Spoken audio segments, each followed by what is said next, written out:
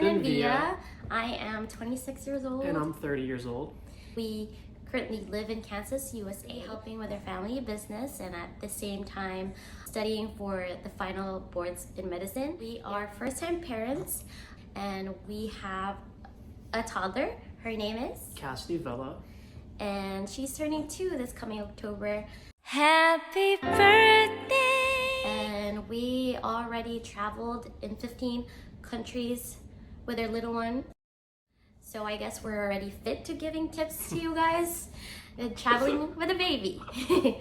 So tip number 1 is make a checklist. So you guys won't be forgetting anything.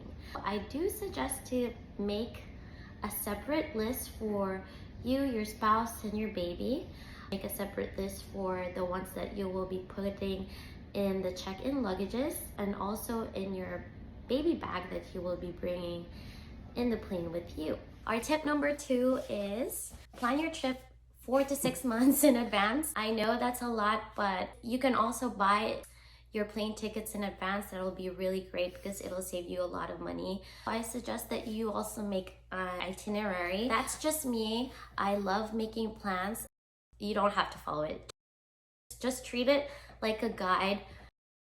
So tip number 3, you should try to buy refundable tickets. The reason being is you can never tell if there's an emergency coming up, so it's best to be on the safe side. Yeah.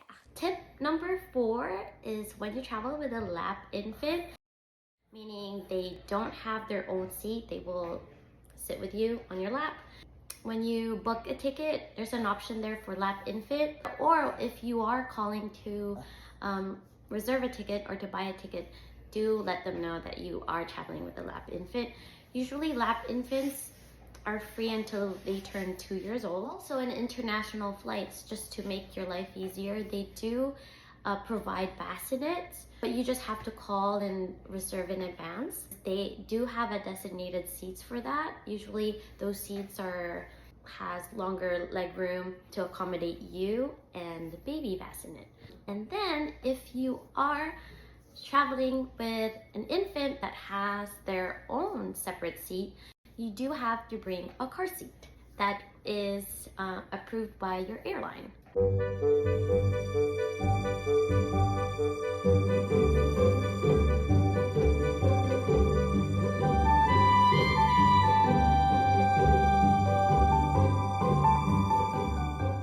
Usually they will allow you to bring your own breast pump, small ice storage where you can store your pumped milk.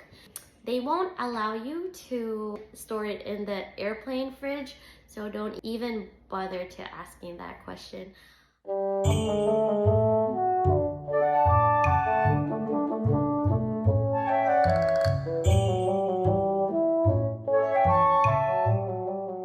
Tip number 6, you should probably bring your child's favorite toys. The reason why you want to do this is because it distracts them because you're in a really long flight. Our flights were around 15 hours, so the toys actually did help kind of soothe Cassidy into the flight. Also, don't give the toys all at once. Give them one at a time. So if your kid gets tired of that toy, you can just give them another one.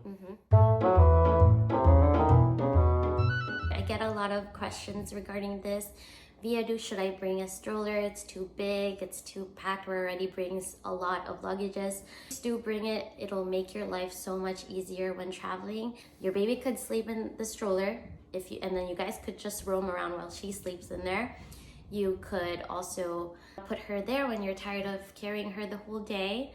And then you could also put your bags under the stroller if you want, and then treat your stroller like a cart or something. I know in this generation, a lot of us moms, we have nap schedules, sleep schedules, feeding schedules, bedtime routine. And when you guys are traveling, just be open to the fact that you will not be following that schedule. You won't. Okay, it's fine. It's a vacation, just have fun. And then also, if you are worried of them not sleeping at night, it will really help you to just give them a lot of sunlight during daytime. It'll really trick their brain to think that, okay, I shouldn't be releasing sleep hormones yet because it's daytime. And their brains will adapt Babies' brains are really smart, guys. You just have to trust your baby's brains. Tip number 9. You should probably buy the airplane earmuffs for your baby. This actually does help because of the high altitude. Your baby's ears might tend to pop, so that's the reason why some infants on a plane like to cry when they're taken off. It's just because of the high altitude. Yeah, and they actually make them look cute in those little earmuffs. And lastly, tip number 10 is to just enjoy. I know you get stressed out, you plan so much, you plan in advance, you watch a lot of videos, tips like this, but honestly, it's a learning experience. You just have to go and do it and experience it yourself and see it to yourself. And next thing you know, you'll be a pro at traveling with a baby.